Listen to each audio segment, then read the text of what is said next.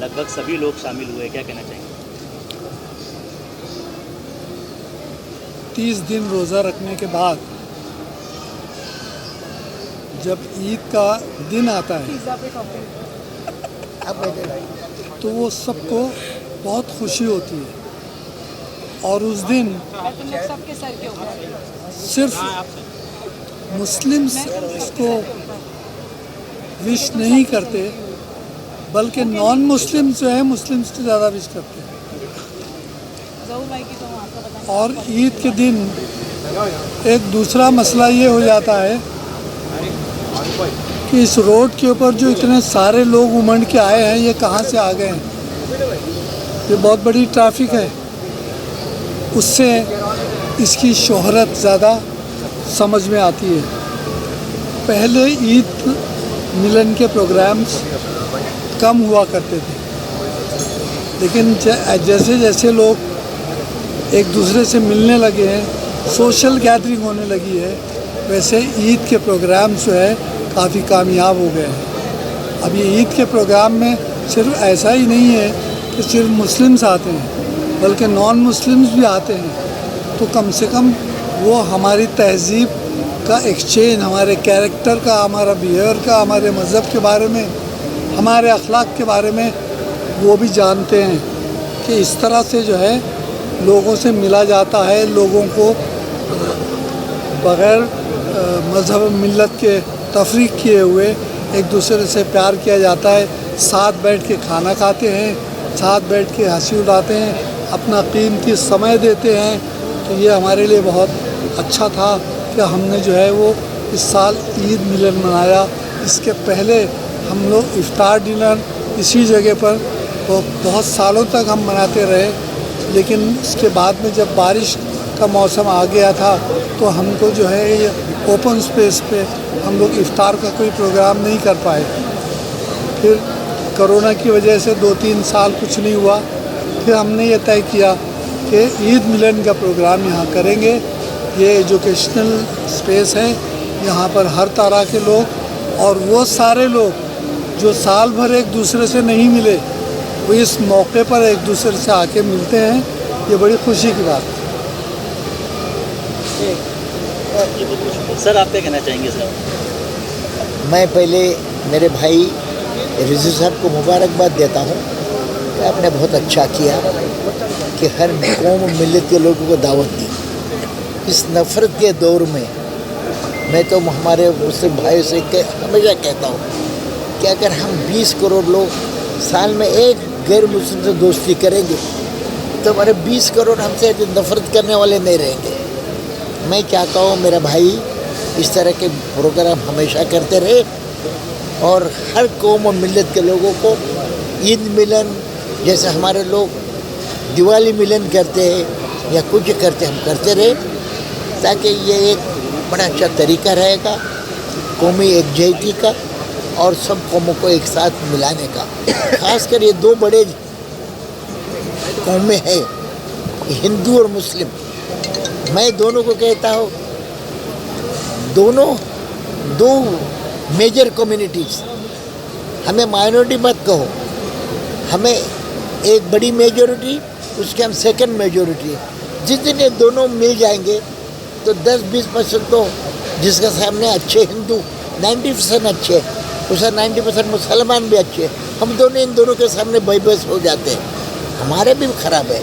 लेकिन मैं कहता हूँ दोनों एक साथ आएंगे, हिंदू और मुस्लिम, इस मुल्क के दो बड़े तादाद वाले लोग अगर दोनों को में आ जाते तो मुल्क का मसला ही ख़त्म हो जाएगा। ये मैं आज लोगों को कहना चाहता हूँ। बहुत बहुत शुक्रिया। सही है, सारी शुभकामनाएं। और आज रिजवी की ओर से जो कार्यक्रम आयोजित हुआ है क्या कहना चाहेंगे, क्या शुभकामनाएं देना चाहेंगे? सबसे पहले तो मैं अपनी जानिब से तमाम देशवासियों को, दुनिया भर के तमाम लोगों को ईद मुबारक पेश करूंगा। सबको बहुत बहुत बहुत ईद मुबारक। दुआ है अल्लाह सुब्हानहू तआला से कि अल्लाह आपके रोज़े नमाज़ों को कबूल फरमाए और सबकी जायज़ दुआओं को कबूल करे और हमारे देश में अमन शांति बनी रहे। आज अल्हम्दुलिल्लाह हम रिजवी कॉलेज के अंदर हैं, जहाँ पे हमारे सीनियर अख्तर रिजवी साहब और उनकी जो मिसेज़ है, मिसेज़ रिजवी, दोनों ने मिल के आज ईद मिलन का फंक्शन रखा। बहुत अच्छा है, सब लोग आए। देखिए हर पॉलिटिकल पार्टी का लोग, सब नॉन मुस्लिम मुस्लिम सब मिल के त्यौहार मनाते हैं। यही तो हमारे देश की गंगा जमनी तहजीब का एक एग्ज़ाम्पल है, सेकुलरिज्म का एग्ज़ाम्पल है कि यहाँ से अमन का एक पैगाम जाता है, प्यार मोहब्बत का पैगाम जाता है। लोग आते हैं, मिलते हैं, एक दूसरे से गले मिलते हैं, मिठाई खाते हैं, एक दूसरे के शेयर करते हैं, अच्छा लगता है। और इसी तरह से चलना चाहिए। पूरे देश भर में खुशी का माहौल है, खुशी बनाने में भी ईद बनाने आया हूँ आज साथ में। बहुत खुशी। वारिस जी, महाराष्ट्र की राजनीति की अगर बात करें तो संजय राउत ने कहा है कि डेथ वारंट जारी हो गया है सरकार का, किस तरह से देखते हैं? अब देखो आगे आगे क्या होता है। इतने अदा इश्क कहर होता है कि आगे आगे देखिए होता है क्या। महाराष्ट्र की राजनीति में बिल्कुल गर्मी उछाल है, हम लोग भी देख रहे हैं, वॉच रख रहे हैं, जिस तरह आप देख रहे हो। आपको लग रहा है सरकार गिरेगी? अभी सरकार गिरेगी, स्टेबल रहेगी, उठेगी, ये सब चीज़ तो वक्त दिखाएगा, वक्त तय करेगा आगे क्या होता है। हम लोग भी सब फिंगर क्रॉस है, वॉच रखे हुए हैं इसके ऊपर। इसके अलावा अतीक अहमद को लेकर भी मामला काफ़ी गर्म है, उस पर क्या कहना चाहेंगे? देखिए मेरा एक लॉयर भी हूँ मैं, मेरा हमेशा से ये मानना है कि एक्स्ट्रा जुडिशियल किलिंग्स नहीं होना चाहिए। देश चलेगा रूल ऑफ लॉ पे, देश चलेगा संविधान से, देश चलेगा कानून कायदे से। रूल ऑफ गन से नहीं चलेगा, रूल ऑफ लॉ से चलेगा। आपको लगता है कोई माफिया है, डॉन है, अंडरवर्ल्ड है, मैंने हमेशा से सब चीज़ का खंडन किया है। कोर्ट है, कचहरी, आप उसको ले जाइए कोर्ट में, कोर्ट उसको फांसी की सज़ा देते, हमको मंजूर है। मगर आपने देखा यूपी में क्या हो रहा है। पुलिस की निगरानी में, पुलिस की कस्टडी के अंदर 3 लोग आते हैं, कहाँ से 3 मिलते हैं, एक होकर आते हैं, गोलियाँ चलाते हैं, अतीक को, उसके भाई को मार दिया जाता है। पुलिस खड़ी है ना, उनको पुलिस ने पैर में कोई गोली मारी, ना पुलिस ने हवा में फायर किया, तो पुलिस क्या कर रही थी? हम तो ये जो बोल रहे, हमने हमेशा से कहा है, आज भी बोल रहा हूँ, ये जो लड़के आए थे मारने, ये एक टेरर मॉड्यूल का हिस्सा है।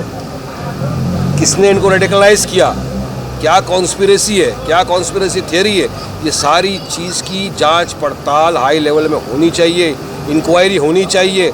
अतीक अहमद ने जो अपने वकील को बंद लिफाफे में जिस नाम दिए है, जो भी योगी के पास है, सार्वजनिक करो, पता चलेगा कौन है, कौन था अतीक की जान के पीछे, क्या षड्यंत्र था।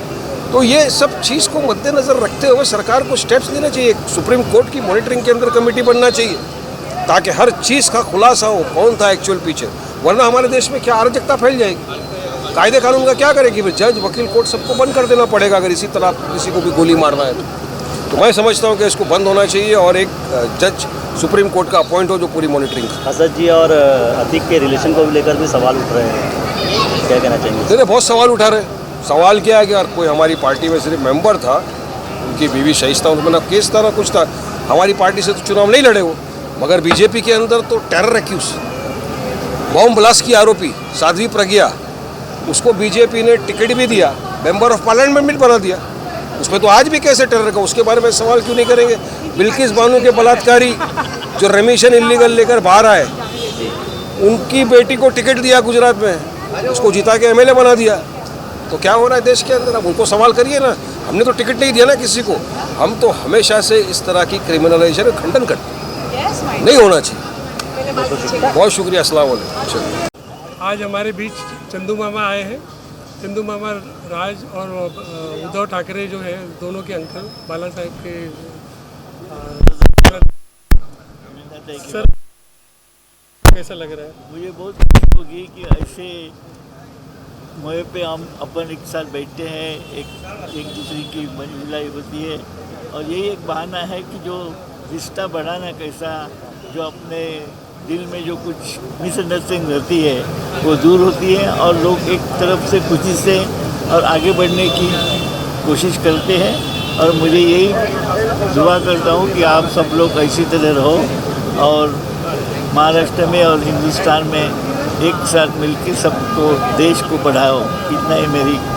सर, अख्तर रिजवी साहब और रुबीना मैडम ने आज आपको पर्सनल इनवाइट किया। जी सर। और आज आप आए इतना टाइम लेके। मैं बहुत खुश करता हूँ कि दोनों ने बहुत मुझे इज्जत दी और मुझे रही दोनों की तरफ से और हमारे पूरे परिवार की तरफ से मैं उनको धन्यवाद देना चाहता हूँ और उनकी लंबी उम्र में हो, यही भगवान की तरफ मेरी प्रार्थना है। तुलजा भवानी उनकी बहुत बहुत बढ़िया आयुष्य दो, ये मेरी सोच है।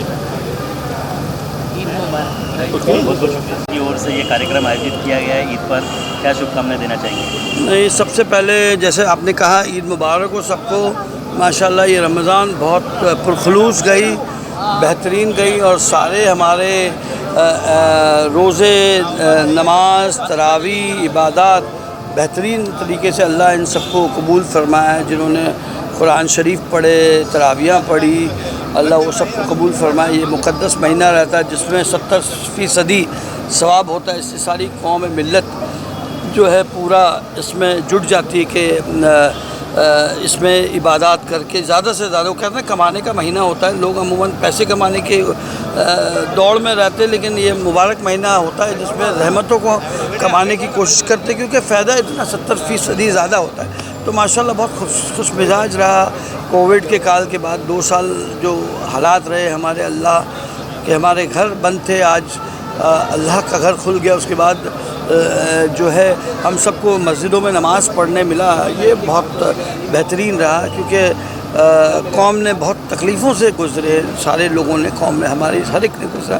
तो ये माशाल्लाह बहुत अच्छा रमज़ान है। मुझे लगता है एक सदी के बाद हमने बहुत अच्छा रमज़ान निभाया और सेहत के निस्बत से भी इतना बेहतरीन रहा, क्योंकि आप रोज़े रखते हो तो उतने घंटे जब आप कुछ नहीं खाते हो तो आपकी ढेर सारी शुभकामनाएं। और आज जो कार्यक्रम आयोजित किया गया है रिजवी सर की ओर से, क्या कहना चाहेंगे? सबसे पहले सबको अस्सलाम वालेकुम, सबको ईद मुबारक।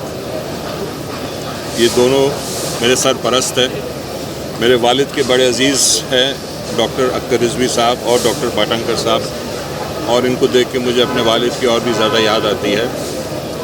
और मैं ये बताना चाहता हूँ कि कॉलेज जब खुला था 86 में डॉक्टर साहब, 85 में, तो पहले साल में सबसे पहला स्टूडेंट मैं था। माशाल्लाह। मैं इसी कॉलेज का पढ़ा हुआ हूँ, तो मुझे ऐसा लगता है मैं अपने घर आया हूँ। और इससे अच्छी चीज़ क्या महसूस हो सकती है कि आज, पहले मैं स्टूडेंट था, आज मैं स्टेज पे बैठा हूँ। ये ऊपर वाले के, मेरे वालिद की और बुज़ुर्गों की, इन बुज़ुर्गों की दुआओं का नतीजा है। और मैं तहे दिल से सबको, इनका ख़ास करके डॉक्टर साहब का, रुबीना आपा का बहुत बहुत शुक्रगुज़ार हूँ कि उन्होंने मुझे बुलाया, और डॉक्टर आबिद साहब का, डॉक्टर खालिद साहब का, डॉक्टर पाटंकर अंकल का हमारे। And wishing all my brothers across Hindustan. जो लफ्ज़ है वो ह और म से बनता है, ह से हिंदू, म से मुसलमान। तो हम सब एक है और हम सब का खुदा भी एक है। थैंक यू, शुक्रिया, अल्लाह हाफ़िज़।